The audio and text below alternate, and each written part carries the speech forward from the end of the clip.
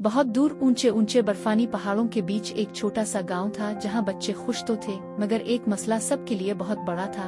गांव में कोई स्कूल नहीं था। तमाम बच्चे पढ़ना चाहते थे, लेकिन उनके पास किताबें और पढ़ाई का इंतजाम नहीं था। हर तरफ बर्फ ही बर्फ थी और कोई ऐसा मकाम नहीं था जहां स्कूल बनाया जा सके। एक दिन गांव के बच्चों ने मिलकर फैसला किया कि वो इस मसले का हल ढूंढेंगे। वो रोज दुआ करते कि कोई उनकी मदद करे और उन्हें पढ़ने का मौका मिले। फिर एक दिन गांव में एक पांडा आया जो पहाड़ों की चोटियों पर रहता था।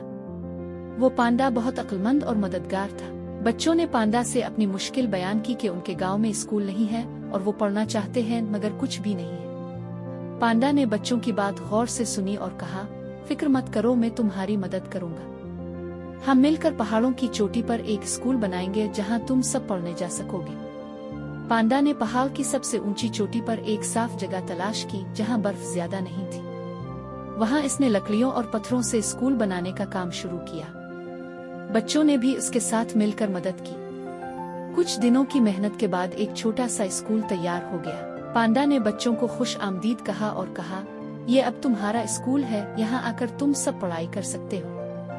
बच्चे बहुत खुश हुए। अब वो रोज बर्फ से ढके पहाड़ों की चोटी तक जाते, जहां स्कूल में बैठकर पढ़ाई करते और बहुत मजे भी करते। वो बर्फ में खेलते, दौड़ते और हर रोज नई नई बातें सीखते। पांडा ने बच्चों को न सिर्फ किताबें पढ़ने का मौका दिया, बल्कि उन्हें कुदरत के बारे में भी सिखाया। वो उन्हें बर्फानी जंगल की जिंदगी, जानवरों और कुदरत की खूबसूरती के बारे में भी बताता। अब वो गांव के बच्चे बहुत खुश थे क्योंकि उन्हें वो स्कूल मिल गया था जिसकी वो हमेशा से ख्वाहिश करते थे। गांव में हर तरफ खुशियों का समा था और सब पांडा का शुक्रिया अदा करते थे कि इसने उनके ख्वाब को हकीकत में बदल दिया।